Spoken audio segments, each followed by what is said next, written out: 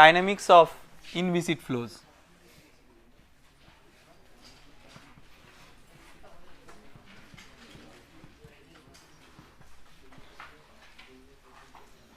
In the last chapter we were discussing about the kinematics. So, we were not discussing about the forcing parameters which are involved to influence the flow. So, we have discussed about the motion. Now, we are going to see that what are the forcing parameters which influence the motion and how they are related to the motion. When we talk about inviscid flows, what we essentially mean is initially we will discuss about cases where viscous forces are not present. So, it is a simplified situation of the reality, but at the same time it will provide us with a lot of important insight which we will use later on when we will be discussing about the dynamics of viscous flows. So, when we will be considering or focusing our attention in this particular chapter, we will be considering cases when viscous forces are not there or negligible. To start with the discussion on this, what we will try to do, we will try to write the equation of motion for a fluid element where viscous forces are not present. So, when viscous forces are not present, the kinds of forces which are there are the surface forces in terms of the normal components which are manifested through pressure, and some body forces which may be like the gravity forces. Keeping that in mind, let us say that we want to write the equation of motion for a fluid element. Let us say that it is a 2-dimensional fluid element. It need not always be 2-dimensional, but if we are writing the equation of motion along a particular direction, then like for simplicity we can take it as a 2-dimensional one for illustration. So, let us say that we take a 2-dimensional fluid element as an example.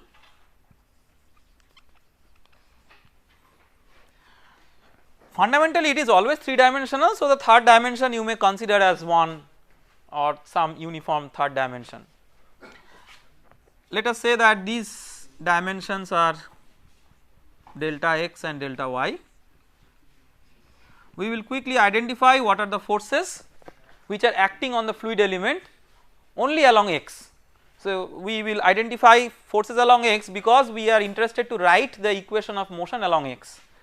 So, other forces will not show. So, it is not a complete free body diagram, only the x component of forces will be shown. So, here you have force due to pressure. So, if P is the pressure here, then P times delta y, maybe times 1, where 1 is the width, is the force that acts on the left face due to pressure. Force that acts on the right face due to pressure is what? We have encountered such situation earlier. So, P plus this into dx times delta y into 1. Along x, these are the only surface forces because other faces will have surface forces along y. Body force may be there. Let us say that Bx is the body force per unit mass. So, rho into Bx into delta x into delta y is the body force component along x, because rho into delta x into delta y is the mass of the fluid element. So, we can write the Newton's second law of motion for the fluid element, that is we can write resultant force along x is equal to mass of the fluid element times acceleration along x. Maybe you can write delta m, it is a small mass to acknowledge that. So, we will try to simplify this expression. Resultant force along x is P into delta y minus P plus this one with respect to into delta y, this thing, then plus rho Bx delta x delta y is equal to the mass of the fluid element is what, rho delta x delta y times acceleration along x. What is acceleration along x? This we have discussed in the kinematics. So, what is that?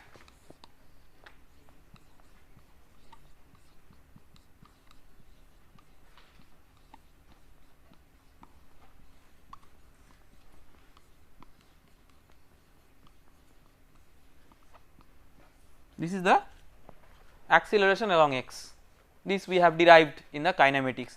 See, when we were discussing about the rigid body type of motion of fluid elements, then we did not use this expression, we were using as an expression as if the entire fluid is having a particular acceleration disregarding the deformation within it.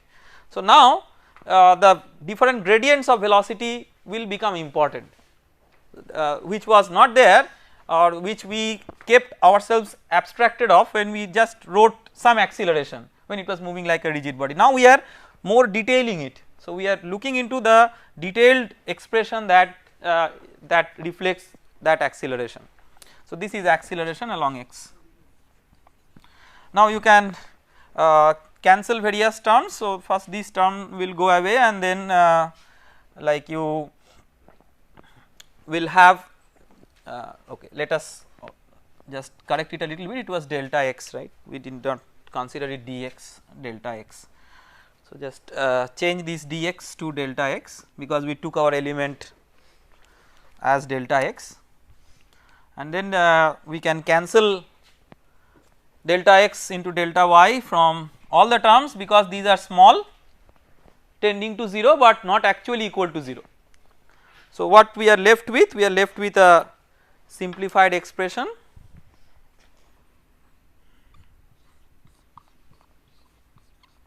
plus rho bx is equal to rho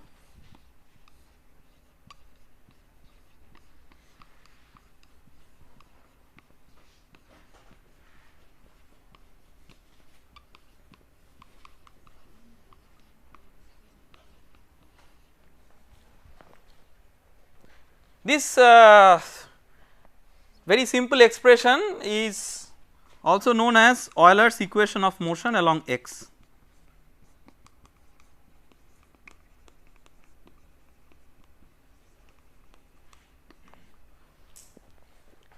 Similar expressions we can write for the motion along y and z. We are not repeating it because it is very trivial. Now, what does this equation of motion contain? If you look into it, it is fundamentally like Newton's second law of motion, where viscous forces are not considered.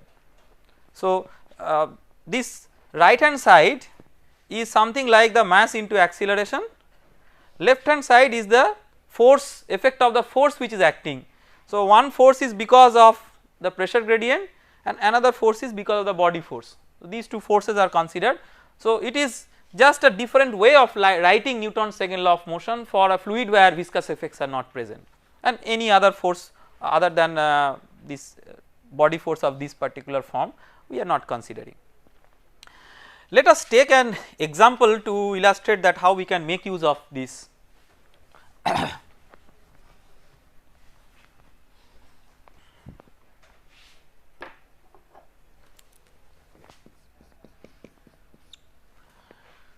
The example is like this. Let us say that you have a velocity field v given by say ax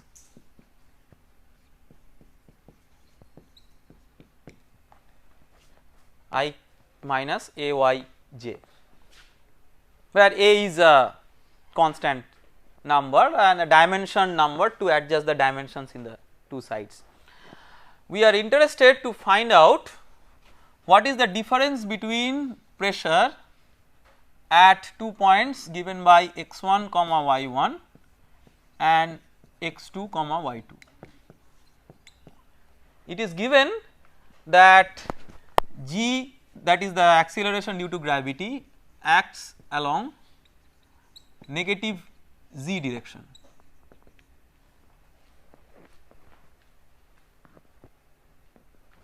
So, the question is what is the difference in pressure between these 2 points. Okay. The problem is very simple, but it will at least give us some idea of how to make use of this expression. A and B are not functions of time. So, it is a steady flow field. Let us write this equation say along x for this one So, if we want to write this Euler's equation along x, so we have minus of partial derivative of pressure with respect to x plus what is Bx, there is no x component of body force, body force only acts along negative z. So, this plus 0 is equal to rho. Velocity field is not a function of time here, A is a time independent constant that is given. So, the time derivative will be 0. Then, so what is u and v here? This is u and this is v, okay, with the minus sign, of course, includes the minus sign. So, rho, so u is Ax into A, that is this term. The other terms are not there because u does not have any dependence on y and z. So, the other terms are not there. So, this is the equation of motion along x.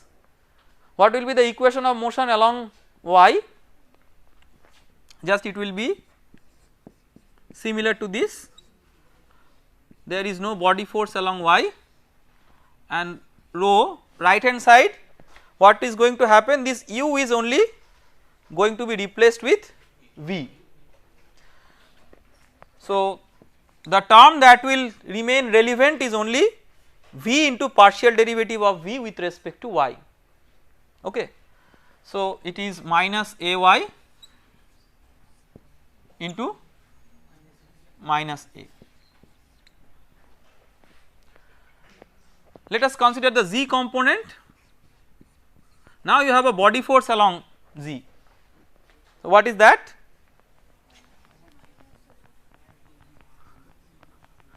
So, B z is equal to minus g. So, minus rho g is equal to the right hand side, u will be replaced by w, and there is no w component of velocity, it is a 2 dimensional flow field. So, it is 0. So, it is possible to integrate these expressions to find out how p varies with x, y and z. So, let us integrate that. Let us say we integrate this one with respect to x. So, we get p here as what, minus rho a square x dx will become x square by 2 plus function of y and z, right. For this it will become p equal to very similar, minus rho a square, now y square by 2 plus a function of x and z, and what will this give, p equal to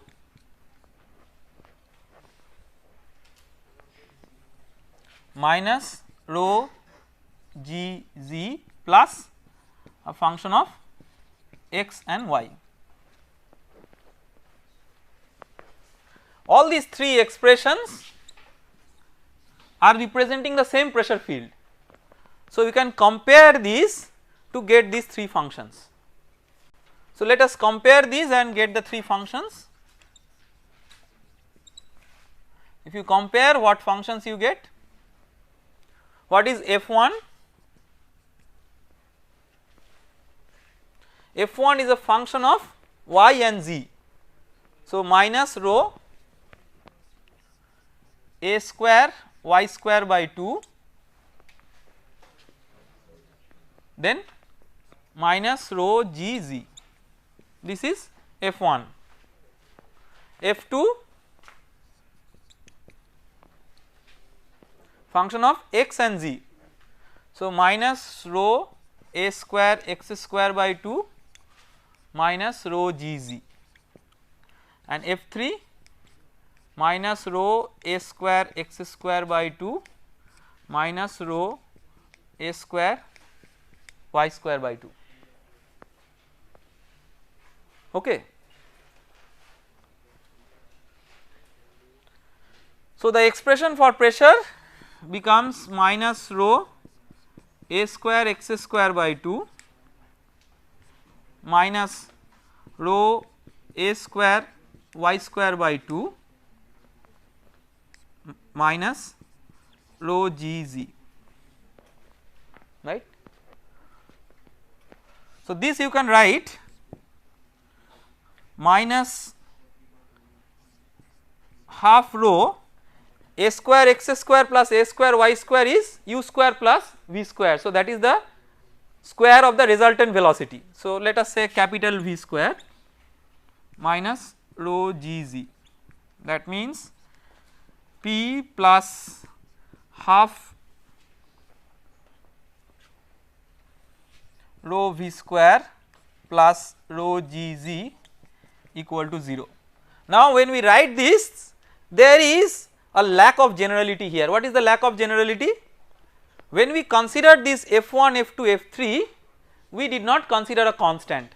So, fundamentally we should also have a constant there, where that constant may be eliminated depending on a choice of a reference frame, but that is not done a priori, that is after you get the general expression, then only that is possible. So, a very important thing here is that each of these should be augmented with a constant. So, what it means is that this plus c will be there. So, this will become, in place of 0, it will become some constant.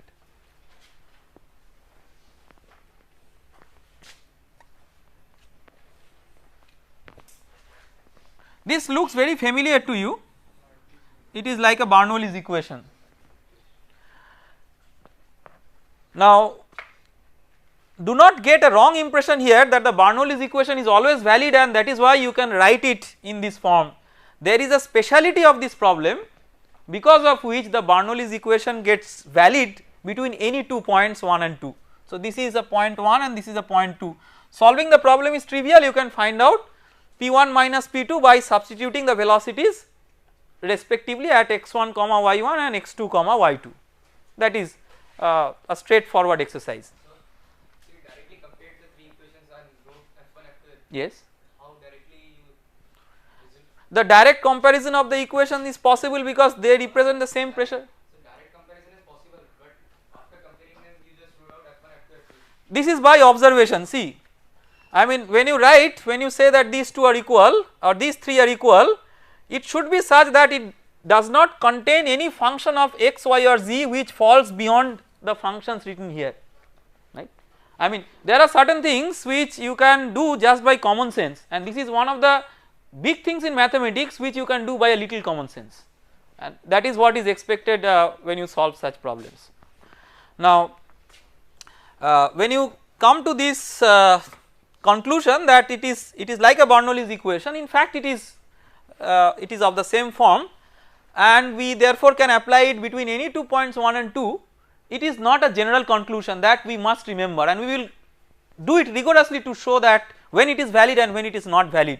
This is very important because all of you are very habituated in using Bernoulli's equation anywhere and everywhere you like. So, we will try to see, we will try to restrict you so that you do not apply it anywhere and everywhere, and we will see that when it is applicable and when it is not. But before that, this problem at least tells us that this is a very easy problem, and it demonstrates that in this case it is possible to apply it between 2 points 1 and 2. So, what is the speciality of this problem? Let us look into it. See, for every problem there is one aspect, that is how to solve a problem, that is fine, but there is a greater aspect, how to develop a more detailed insight on what the problem is about. So, we are now trying to do that. Problem is solved, but it is not enough. Let us see that what insight it gives us. Try to find out what is the rate of deformation and angular velocity of this flow. So, if you recall that if we want to find out the say rate of deformation, epsilon dot xy, what is that?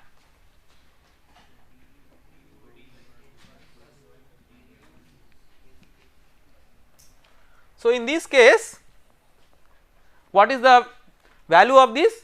Identical equal to 0. Angular velocity in xy plane half of this one, because each of these terms are 0, you have this also identically equal to 0. So what does it show? It shows that if there is a fluid element located in this flow field, it does not have any shear deformation, it does not have any rotation. That means if its edges were originally parallel to x and y, those will remain always parallel to x and y. If it is incompressible, what will happen? It might stretch along say x, so it should reduce its length along y so that the volume is preserved. So it is like if the fluid element was originally like this, maybe it will become once like that, and it will change its configuration in such a way that angularly there is no change, only there are changes in linear dimension, but ensuring incompressibility, because it also represents an incompressible flow field that you can check by checking that divergence of the velocity vector is 0. So it is an incompressible flow. So that is one important observation. So the important observation is it does not have any shear effect. Next is it does not have any angular velocity, so it is like an irrotational flow, because an irrotational flow has no angular velocity or no vorticity, so to say.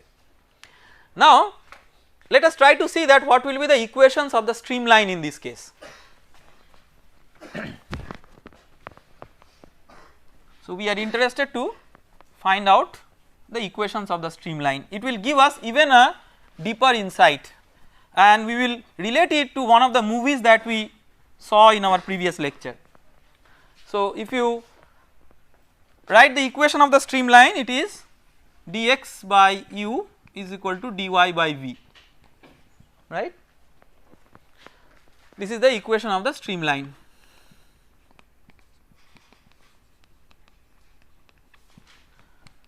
So you have dx by ax is equal to dy by minus ay, a is not equal to 0, you can cancel that, and if you integrate it you will get ln x is equal to minus ln y plus a constant, let us say ln k. So this gives an equation of the streamline of the form xy equal to k, which is like a rectangular hyperbola. That means if you have say if you consider this as x axis and maybe this as y axis, it is possible that you have your streamlines in this way. So if you have a fluid element originally like this, maybe the fluid element is coming down along the streamline. I am just trying to make you recall one of the movies that we showed to you, that the fluid element is coming down like this with no angular change, no rotation, no shear deformation, but only the lengths of the respective edges are getting altered. So it is a case of pure linear deformation, no angular deformation, okay. And then in such a case we have two things satisfied. One is there is no effective viscous effect, because the viscous effect comes through what? Viscosity into the rate of shear deformation. So if the rate of shear deformation is 0, it does not matter whether viscosity is 0 or not.